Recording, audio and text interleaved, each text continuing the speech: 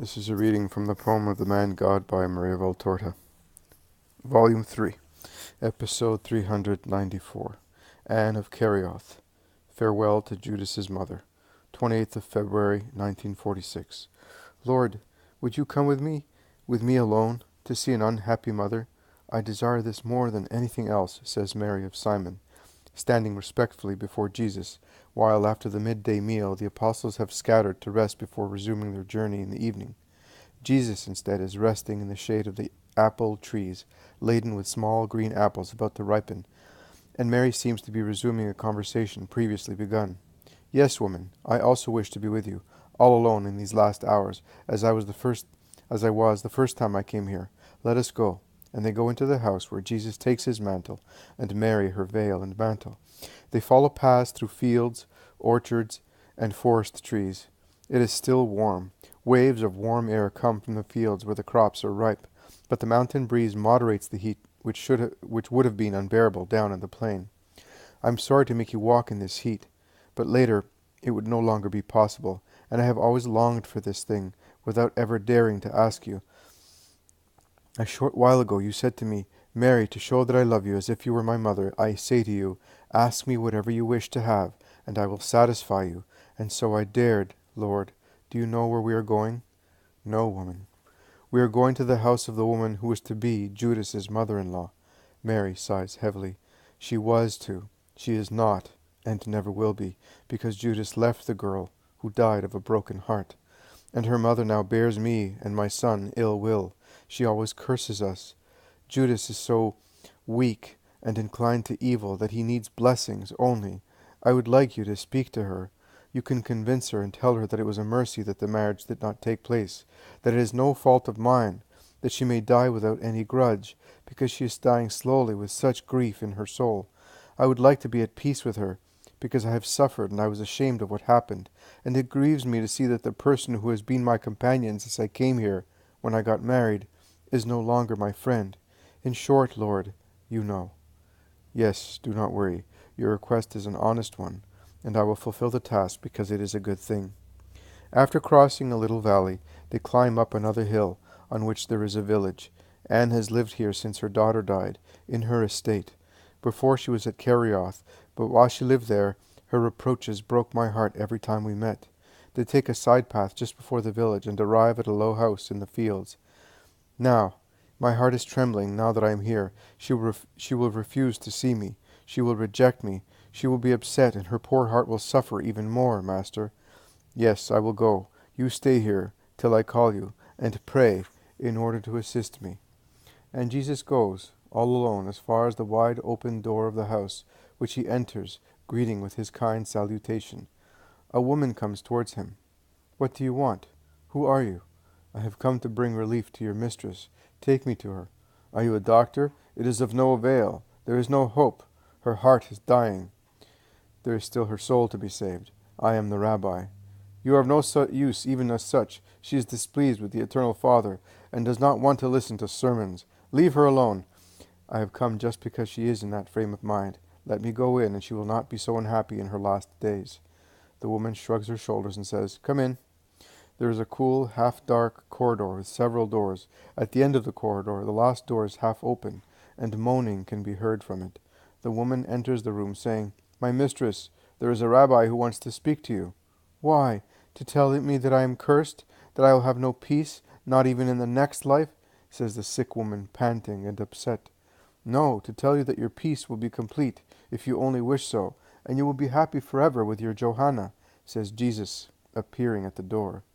The sick woman, whose face is yellow and swollen, and who is panting in her little bed, leaning on many pillows, looks at him and says, Oh, what words! It is the first time that a rabbi does not reproach me. What hope! My Johanna with me, blessed. No more grief, the grief caused by a cursed man. She who gave birth to him did not avoid it. She betrayed me, after enticing me. My unhappy daughter, she pants more and more.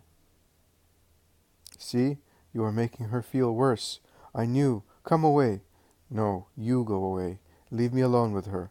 The woman goes out, shaking her head. Jesus approaches the bed slowly. He kindly wipes the perspiration on the face of the woman, who finds difficulty in doing so because her hands are incredibly swollen, and he fans her head with a fan made with palm leaves. He helps her to drink as she seeks some refreshment in the liquor on the night table. He seems a son near a diseased mother. He finally sits down, kindly, but firmly determined to fulfill his mission. The woman watches him and calms down, and with an agonizing smile she says, "You are handsome and kind. Who are you, Rabbi? You are as gentle as my beloved daughter was in comforting me." "I am Jesus of Nazareth." "You? And you have come to me? Why?" "Because I love you. I have a mother too, and in every mother I see mine, and in the tears of mothers I see my mother's." "Why, does your mother weep? Why, has another son of hers died?" "Not yet. I am her only son, and I am still alive, but she already weeps because she knows that I must die." "Oh, poor woman, how dreadful to know beforehand that a son must die. But how does she know? You are healthy, you are strong, you are good. I deluded myself until she died, and she was so ill. How can your mother know that you must die?" "Because I am the Son of Man, foretold by the prophets. I am the man of sorrows, seen by Isaiah, the Messiah, sung by David, and described as the tortured Redeemer. I am the Savior, the Redeemer, woman. And death, a dreadful death, is awaiting me, and my mother will be present. And my mother has been aware, since I was born, that her heart will be broken by sorrow, like my own. Do not weep. Through my death I will open the gates of heaven to your Johanna. Also to me, to me. Yes, in due course, but first you must learn to love and forgive, to begin to love again, to be just, and to forgive. Otherwise you will not be able to go to heaven with Johanna and with me." The woman weeps uncontrollably. She moans, to love, when men have taught us to hate, when God has ceased to love us, having no mercy on us. It is difficult. How can we love when men have tortured us, and our friends have hurt us, and God has abandoned us?" "No, he has not abandoned you. I am here to make heavenly promises to you, to assure you that your grief will turn into joy, if you so wish. Listen to me, Anne. You are weeping because the marriage was cancelled, and that has become the cause of all your grief. And because of that you say that a man is a murderer, and his poor mother an accomplice. Listen, Anne. In the next few months you will realize that it was a grace from heaven that Johanna did not get married to Judas." "Don't mention his name to me," shouts the woman. "I am mentioning it to tell you that you must thank the Lord, and you will be thanking him in a few months' time." "I will be dead." "No, you will be alive, and you will remember me, and you will understand that there are sorrows greater than yours." "Greater? It's not possible." "What about my mother, who will see me die on a cross?" Jesus has stood up. He is imposing. And what about the grief of the mother of the betrayer of Jesus Christ, the Son of God? Think, woman, of that mother. You, the whole of Kerioth, the country around it and beyond it, have sympathized with you in your grief. You have been as proud of it as of the crown of a martyr. But that mother, like Cain, without being Cain, being instead Abel, victim of her traitorous son, the killer of God, a sacrilegious, cursed son, she will not be able to stand the look of men, because each glance will be like a stone of lapidation, and in every word, in every voice of man, she will be seemed to be hearing a curse, an abuse, and she will never find shelter on the earth until her death, until God, who is just, takes the martyr with himself, making her forget that she is the mother of the murderer of God, by giving her the possession of God. Is that mother's sorrow not greater? Oh, immense sorrow! You understand. Be good, Anne. Admit that God was good in what he did. But my daughter is dead. Judas made her die to have a richer dowry. His mother approved. No, that is not true. I can assure you, and I read hearts. Judas, he is my apostle, but I tell you, behaved badly and will be punished for it. But his mother is innocent. She loves you, and would like to be loved by you. Anne, you are two unhappy mothers. But you are proud of your dead child, who was innocent and pure, celebrated and honored by the world. Mary of Simon cannot be proud of her son. His conduct is reproved by men. That is true, but if he had married Johanna, he would not be reproved. But in a short time you would see Johanna die of a broken heart, because Judas will die a violent death. What are you saying? Oh, poor Mary! When? How? Where? Soon, and in a dreadful way, Anne. You are good. You are a mother. You are aware of the sorrow of a mother. Anne, become Mary's friend once again. Let sorrow join you as joy was to unite you. Let me go away happily, knowing that she will have a friend, one only, at least one. Lord, to love her means to forgive her. It is very hard. I seem to be burying my daughter once again, to be killing her myself. Such thoughts originate in darkness. Do not listen to them. Listen to me, the light of the world. The light of the world tells you that Johanna's destiny has been less bitter, dying a virgin, than dying the widow of Judas. Believe me, Anne, and consider that Mary of Simon is more unhappy than you are. The woman is pensive. She struggles, weeps, and says, But I have cursed her, both her and the fruit of her womb. I have sinned, and I absolve you. And the more you love her, the more you will be absolved in heaven. But if I become her friend, I will meet Judas. Lord, I cannot do that. You will never meet him again. I will never come back to Kerioth again. Neither will Judas. We have already said goodbye to the people. Oh, you said that I will not come back again. Judas said that he will not be able to come back until after my accession, but he believes he will be seeing me ascending a throne. Instead, death on a cross is waiting me, and he thinks that he will become one of my ministers. Death, instead, is awaiting him. But you shall not tell anybody that. Never. His mother is not to know until everything has been accomplished. You said, poor woman, to know beforehand that her son must die.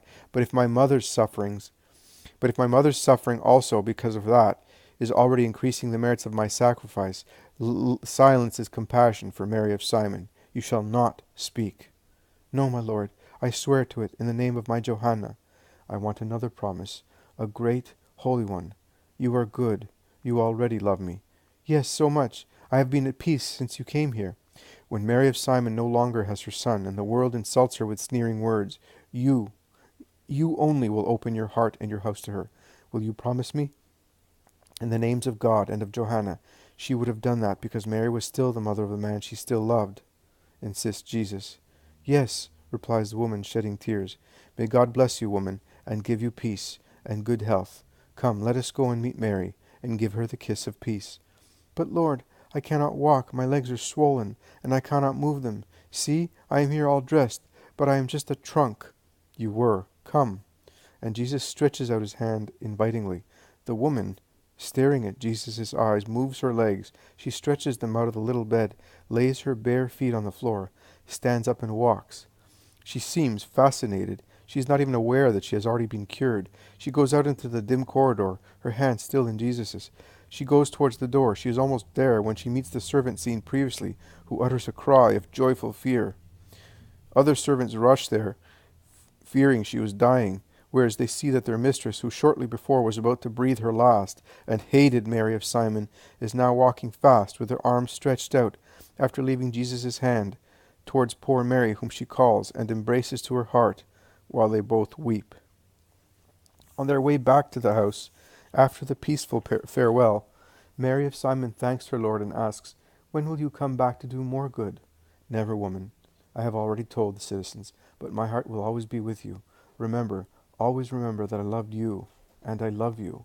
Remember that I know that you are good, and that is why God loves you. Always bear that in mind, also in the most dreadful hours. You must never think that God considers you guilty. In his eyes your soul appears and will always appear adorned with the gems of your virtues and the pearls of your suffering. Mary of Simon, mother of Judas, I want to bless you. I want to embrace you and kiss you so that your faithful, sincere, maternal kiss may compensate me for any other one, and my kiss may make amends for all your sorrows. Come, mother of Judas, and thank you. Thank you for all the love and honor you have given me. And he embraces her and kisses her forehead, as he does with Mary of Alphaeus. But we will meet again. I will come at Passover. No, do not come. I beseech you. Do you want to make me happy? Do not come. Women at next Passover. No. But why? Because there will be a frightful rising in Jerusalem next Passover. It is no place for women. Nay, Mary, I will order your relative to join you. You must stay together. You need him because Judas from now on will not be able to assist you, or to come. I will do as you say.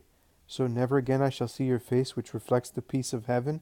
How much peace you have infused from your eyes into my sorrowful heart, says Mary, weeping. Do not weep. Life is short. Later you will see me forever in my kingdom. So you think that your humble servant will enter it? I already see your seat among the martyrs and co-redeemers. Do not be afraid, Mary. The Lord will be your eternal compensation. Let us go.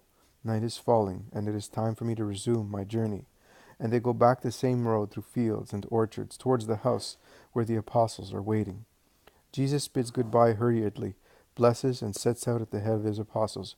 While he goes away, Mary weeps on her knees.